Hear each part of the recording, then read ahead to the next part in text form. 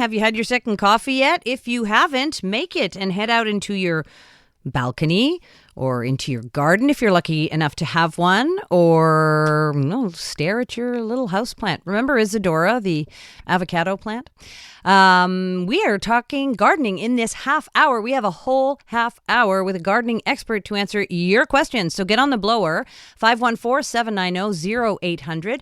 514-790-0800. You can text your questions in as well, because it's that time of year. And, it's been a funny spring. There was a point where I was all getting ready to garden, and then it got cold again, but it really feels like, okay, now we're into gardening time.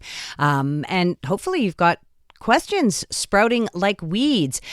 So we're opening up the phone lines, and I have lots of questions. I could easily talk about gardening for hours and hours. So if you want to get your oar in, give us a call, 514-790-0800. We are talking with Catherine Sherriffs for the next half hour. She's the executive editor of Garden Culture magazine, and she joins me on the line. Good morning, Catherine. Good morning. Thank you so much for having me. I'm so happy that you're here. So I want to throw a quote at you, which sometimes is attributed to Martha Stewart. I'm not sure if it's her, but it's apparently, if you want to be happy for a year, get married. Remember, she didn't have a very good marriage. If you want to be happy for 10 years, get a dog. And if you want to be happy for life, get a garden. What do you think of that? Listen, the garden thing I fully agree with. The dog thing I fully agree with. And I'd like to think the marriage can last a little longer than a year. Yeah, she was a bit bitter, I think, about her own marriage. But yeah, no, absolutely. Gardening is such a source of happiness. It really, it's therapeutic. It really is. Why is it therapeutic? What is it about gardening? God, I really just think it's taking the time to slow down and connect with nature. And I think that we're so guilty of kind of just blowing past that very, very simple concept today, right? We're just all so busy. We're running around doing things, whether it's with our families or for our jobs or whatnot, and technology is just kind of like taken over a lot of, many aspects of our lives. So just a simple act of slowing down and spending time with nature and watching how it works, how it grows, how it becomes, turns from nothing into something over a period of months, and you can nurture it into something really magnificent. I think that is therapeutic. Just taking a break from the hustle and bustle and being around plants. Yeah, I think also that, which you allude to, that sense of accomplishment, like you usually, although I know people that say, I have a brown thumb, I kill everything. That is frustrating. But generally, it is rewarding watching, the plants multiply. Absolutely. And, I said this to Elias a couple of weeks ago. Like 10 years ago, I was the girl who said, I have a brown thumb and I can't care for anything. Really? Right? It was kind of like the running gag. Yeah, absolutely. And then, I just moved to a place where my balcony was just so barren and boring, and I wanted something to jazz it up. And I just started a simple herb garden. And that's where I gained my confidence to start expanding into now I have this garden where I can grow so much of my own food throughout the summer. But yeah, you start simple and you see, I don't have a brown thumb. I can do this. And you're going to have failures. That's okay. I still do. And, people who've been gardening way longer than I have also experience failures regularly. But that's all part of the game. That's how you learn. And you either decide, okay, I'm going to improve upon this next season, or you say, you know what, this plant's not for me. Let's go. We'll try something different. Absolutely. All right. You are thinking of questions as you're talking and trying to write them down, because I want to talk about, are there bomb-proof plants? You're listening to Catherine Sherriffs. She's the executive editor of Garden Culture magazine, and she's on the line with us till 11:30. So if you have a question, give us a call, 514-790-0800. You can also text your question in, 514-790-0800, to speak with Catherine Sherriffs, executive editor of Garden Culture magazine. So, it's funny that you started with container gardening. I wanted to start with indoor plants, because quite a few people, even if you don't have a balcony or anything, do have indoor plants. So is it safe? Can you just put them all outside in the summer? How do you treat for example, your asparagus fern? Are you referring to houseplants specifically? Yes, sorry, houseplants, yes. Okay, perfect. Yeah, so many houseplants, yes, can go outside in the summer months. If you'd like to get them out of the house, you can definitely do that. There are some that are more sensitive. Like, for example, if you have an orchid or an African violet, you probably just want to leave that in the more controlled environment of your home. But most houseplants absolutely can go outside. You just have to acclimatize them like you would, let's say, if you were growing food, right? You would have to do the same with tomatoes or peppers, right? So bring them outside just for a little bit at a time. Don't forget that they're used to indirect sunlight in your home. So if you have a backyard or a balcony that has no sun protection whatsoever, there's a really good chance those plants are going to burn. So you do have to consider that. You have to be careful there. But if you have some shade or you have an umbrella that you can put up, your plants will do just fine outside. I actually got frostburn this spring on my hibiscus. All right, you're listening to Catherine Sherriffs. She's the executive editor of Garden Culture magazine, and she's ours for the next until 11:30. So if you have a question, give us a call, 514-590-0800. Let's go to Dan, calling on the West Island, a question about hedges. Hi, Dan. Hey guys, just a quick question. I know my neighbor's got some cedars that are like growing right underneath the telephone line, and we just like want to kind of cut them underneath. I just want to know if like that's going to kill any growth or anything, if it's okay for the plant, something I should look out for. What do you suggest? So first of all, if it's really, really close to your lines, make sure that you're safe about it. You might want to hire somebody externally. You don't want to cause any damage to yourself or to the lines. But no, I mean, hedges are extremely resilient. You can absolutely take growth off of the top of the hedges, and you can expect actually that they're going to get healthier because pruning and stuff like that is really, really important for plants. So yeah, I wouldn't worry at all about trimming your hedges. And in fact, they'll probably come back healthier and stronger next year. Okay, awesome. Dan? And then, yeah, just one other little quick question. Can you over trim a cedar hedge? Is that possible? That it'll burn, or that's just yes, I wouldn't take too much off the top of your hedge. You definitely want to be you can be generous. So if you're really, really close to those lines, you can definitely take a couple of feet off if you want. But if you're not quite there yet, I would just take a little bit off, and then each year you can go ahead and prune a little bit more. Okay, and then for the sides, just trimming it. Can you over trim that also, or is that fine? Not really. You can go ahead and have fun with that. Okay, thank you, Dan. I have a follow-up question to Dan's question. So we're talking about hedges, but what about cedar trees? Those you can't cut from the top, right?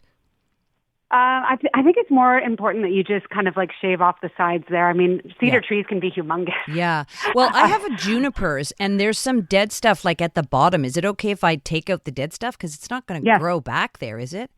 No, absolutely. You can definitely prune. Pruning is a really important aspect of gardening, actually. Like you would do it in vegetable gardening, you should definitely do it with all of your perennial plants as well. Like if you see dead sections that maybe froze over winter with the snow or whatever, you can absolutely take those off. Plants are so hardy. They will survive almost anything. Okay, says the woman who used to have a brown thumb. I know that some people claim they can kill any plant. And it's Sue Smith sitting in for Elias. We're talking gardening for the next few minutes. So if you've got a question, give us a call. We've got lots of questions coming in on the text line. And our guest is Catherine Sherriffs, executive editor of Garden Culture magazine. Thanks so much for being with us, Catherine. Thank you for having me. So I wanted to read you a text, and then we'll go straight to a caller who I think has a similar problem. So this texter, Tony, says, we have a marmot that eats everything, even tomato plants. I lost everything. Is there a little trick to stop it? Hurting the marmot is out of the question for us. And let's go to the line. I think Joan has a similar problem. Hi, Joan. Yes, I have a similar problem, but my problem are the beavers that have come up and taken down 6 of my cedar hedge trees. Boy. All right. And nobody wants to harm the beavers, supposedly. They used to take them away, but now everybody is into this craziness of we got to protect everything. Well, they won't take them out of the creek and take them somewhere else. Right. So let's what find... do I do? Yeah. Is there something I can put on the ground that will make them not come up and eat my hedge? I mean, 6 hedge plants I got to replace, and then what the heck? They're going to do it again. Catherine, I know. That is definitely out of my realm of expertise. I would definitely consult with a professional, a service, or maybe your town officials and whatnot, because they don't want to do anything. The other thing is for the people that say that marmots and goodness what are eating their things. For flowers and everything, when I plant them in boxes and what have you, the squirrels eat everything. So you know what I found?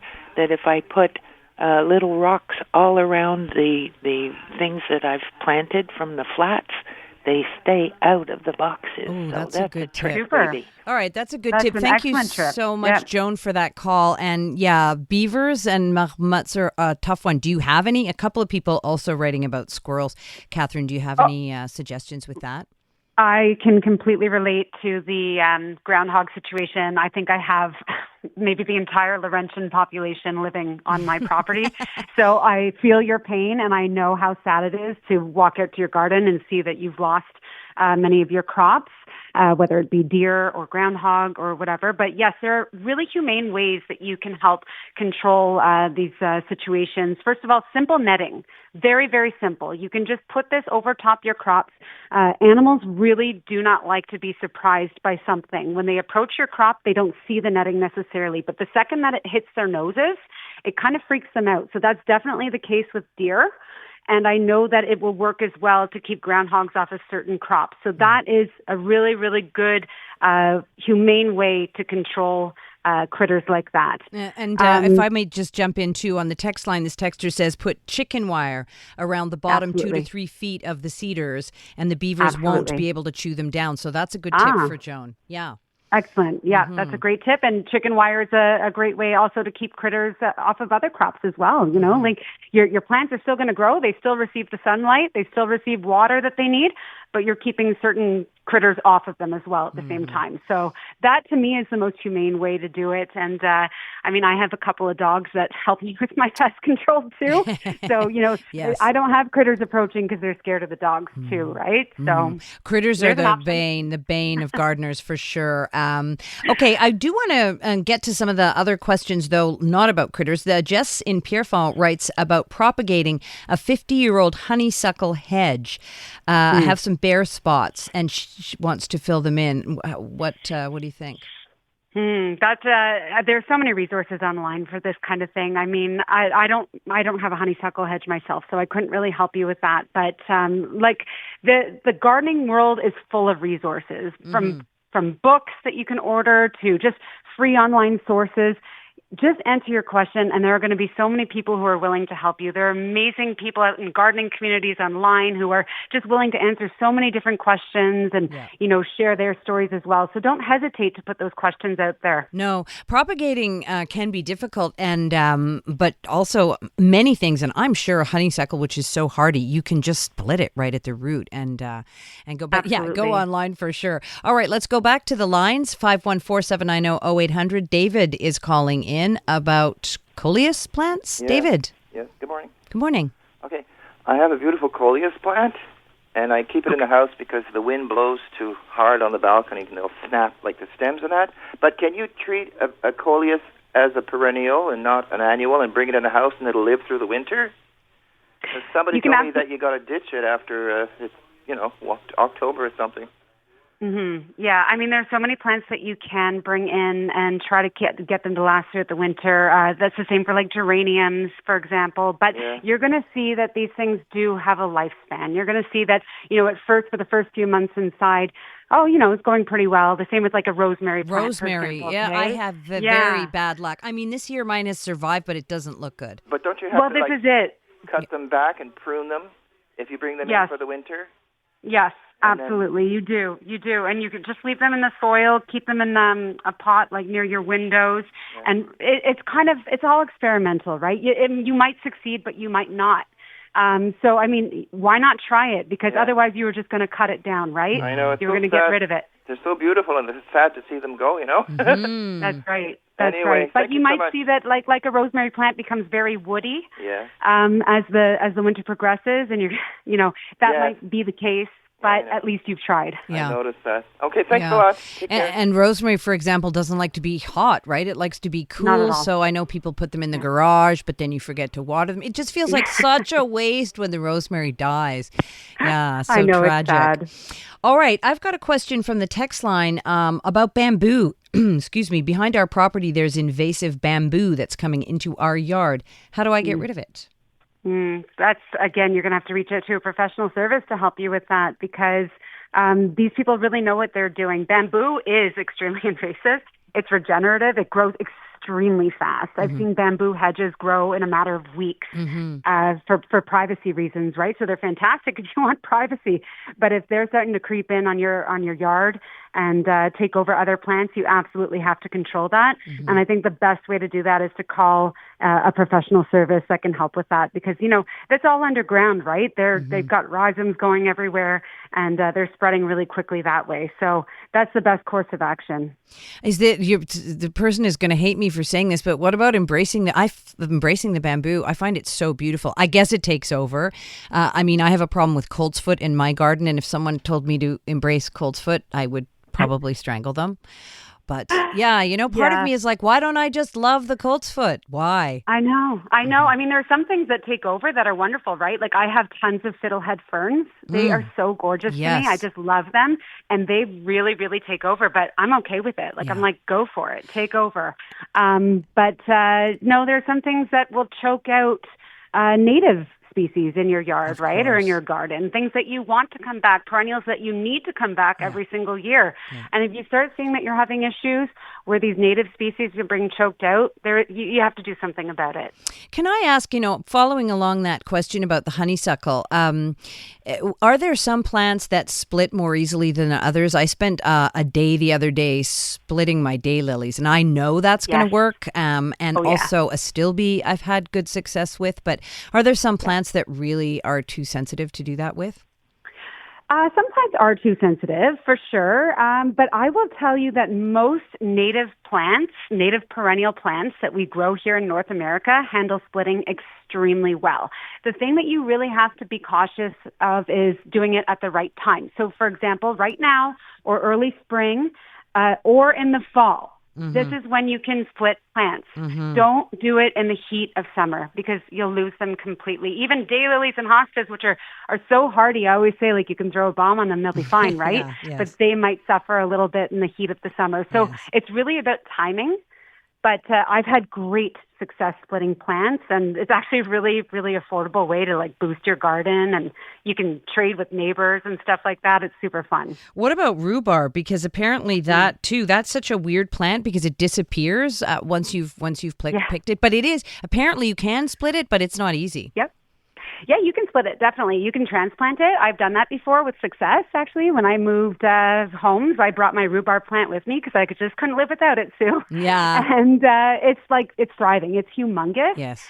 And no, it's really a very, very hardy plant. You can absolutely split rhubarb. And I think it's even encouraged after a few years. Every few years, you should split it and start a new plant just so that, you regenerate the plant and offer it a chance to set out new growth. Also more rhubarb. Yeah, you got it. Catherine, thank you so much for spending this half hour with us. I really appreciate your time on this. Well, thank you for having me. Bye-bye. Bye. That's Catherine Sherriffs. She's the executive editor of Garden Culture magazine. And lots of you gardeners out there seem to be having problems with ants and termites and squirrels. And it's the bane. It's hard. It's hard.